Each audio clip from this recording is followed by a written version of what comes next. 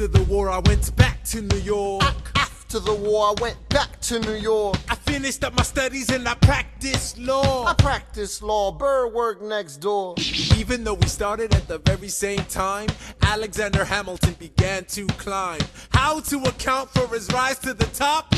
Man, the man is non-stop. Gentlemen of the jury, I'm curious, bear with me. Are you aware that we're making history? This is the first murder trial of our brand new nation, the liberty behind deliberation. I intend to prove beyond the shadow of a doubt with my assistant counsel. Co-counsel Hamilton, sit down. Our client Larry Weeks is innocent. Call your first witness. That's all you had to say. Okay, one more thing. Why do you assume you're the smartest in the room? Why do you assume you're the smartest in the room? Why do you assume you're the smartest in the room? Soon that attitude may be your doom. Why do you write like you're running out of time? Write day and night like you're running out of time. Every day you fight like you're running out of time. Keep on fighting in the meantime. Non-stop. Corruption's such an old song that we can sing along in harmony. You know, where is it stronger than in Albany? This colony's economy's increasingly stalling, and honestly, that's why public service seems to be calling me. I practiced the law, practically perfected it. I've seen injustice in the world and I've corrected it.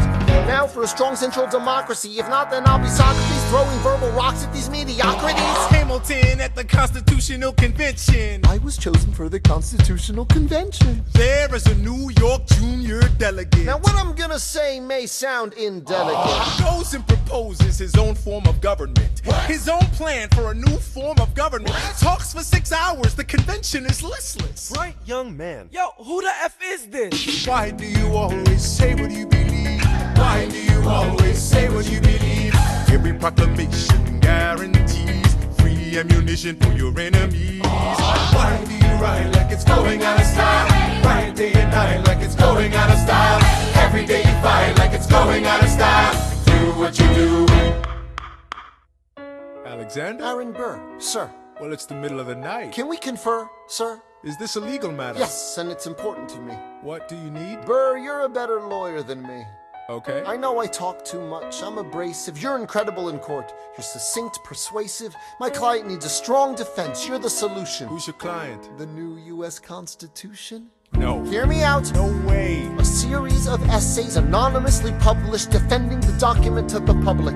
No one will read it. I disagree. And if it fails? Burr, that's why we need it. The Constitution's a mess. So it needs amendments. It's full of contradictions. So is independence. We have to start somewhere. No. No way. You're making a mistake. Good night. Hey, what are you waiting for? What do you stall for? What? We won the war. What was it all for? Do you support this Constitution? Of course. Then defend it. And what if you're backing the wrong horse? Burr, we studied and we fought and we killed for the notion of a nation we now get to build. For once in your life, take a stand with pride. I don't understand how you stand to the side. I'll keep all my plans close to my chest. I'll wait here and see which way the wind will blow. I'm taking my time watching the afterbirth of a nation, watching the tension grow. I am sailing off to London. I am accompanied by someone who always pays. I have found a wealthy husband who will keep me in comfort for all my days. He is not a lot of fun, but there's no one who can match you for turn of phrase. My Alexander, don't forget to ride. Look at where you are. Look at where you started. The fact that you're alive is a miracle. To stay alive, that would be enough. And if your wife could share a fraction of your time, if I could grant you peace of mind, would that be enough? Alexander joins forces with James Madison and John Jay to write a series of essays defending the new United States Constitution entitled the Federalist Papers. The plan was to write a total of 25 essays, the work divided evenly among the three men. In the end, they wrote 85 essays in the span of 6 months. John Jay got sick after writing 5. James Madison wrote 29.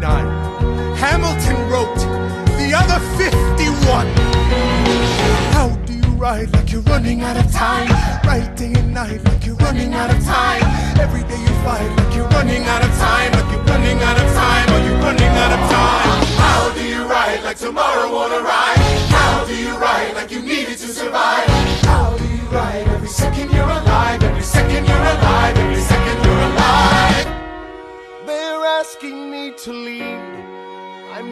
best I can to get the people that I need. I'm asking you to be my right hand, Treasury man. or state? I know it's a lot to ask. Treasury or to state? leave behind the world, you know. Sir, do you want me to run the Treasury or State Department? Treasury. Let's go. Alexander, I have to leave. Alexander. Look around at how lucky we are to be alive right now. Helpless. They are asking me to leave. Look around. Isn't this enough? He will never be satisfied. He will never be satisfied. Satisfied. History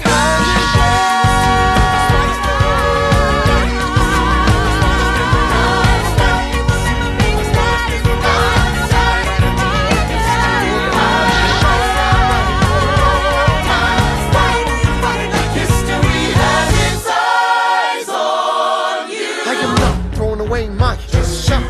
I am not throwing away my shot. I am Alexander Hamilton, Hamilton, just you wait. I am not throwing away my shot. I was younger than you are now when I was given my first command. I led my men straight into a massacre.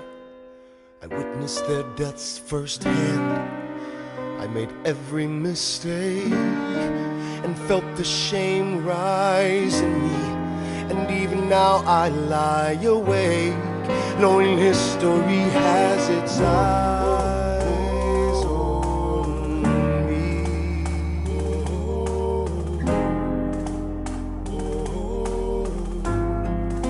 History has its eyes on me.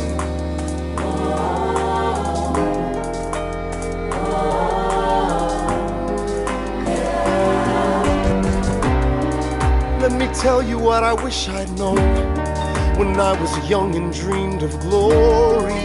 You have no control who lives, who dies, who tells your story. I know that we can win. I know that greatness lies in you. But remember, from here on in, history has its eyes on you.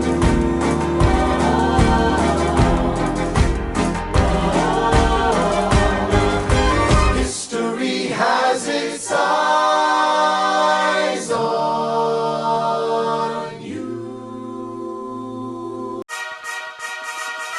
Ah, Mr. Secretary. Mr. Burr, sir. Hey, did you hear the news about good old General Mercer? No. You know Claremont Street? Yeah. They renamed it after him. The Mercer legacy is secure. Sure.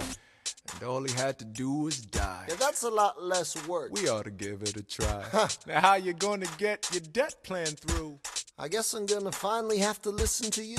Really? Talk less, smile more, do whatever it takes to get my plan on the Congress floor.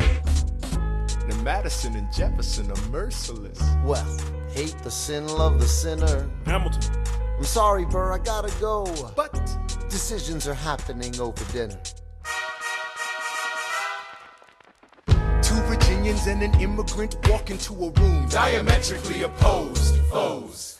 They emerge with a compromise, having opened doors that were previously closed. Bros. The immigrant emerges with unprecedented financial power, a system he can shape however he wants. The Virginians emerge with the nation's capital. And here's the pièce de résistance.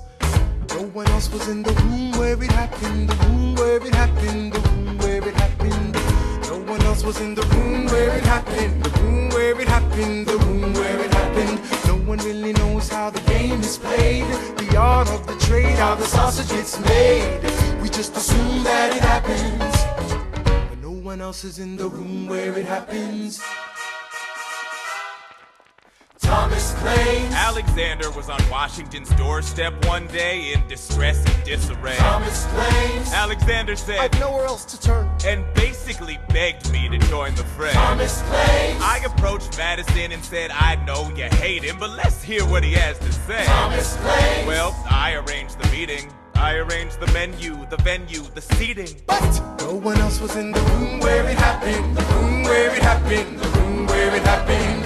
No one else was in the room where it happened. The room where it happened. The room where it happened. No one really knows how the parties get to yes. The pieces that are sacrificed in every game of chess.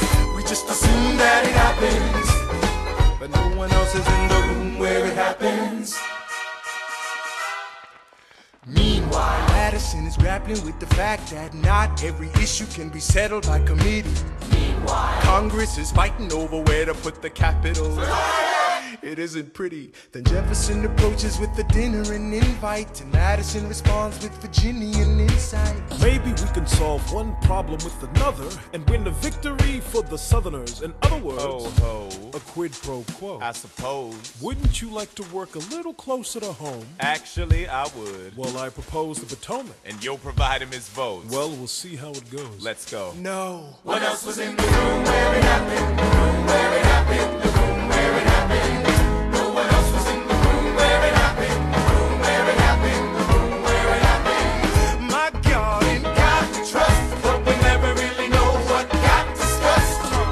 Click, boom, and it happened. and no one else is in the room where it happened. Alexander Hamilton. What did they say to you to get you to sail New York City down the river? Alexander Hamilton. Did Washington know about the dinner? Was there presidential pressure to deliver?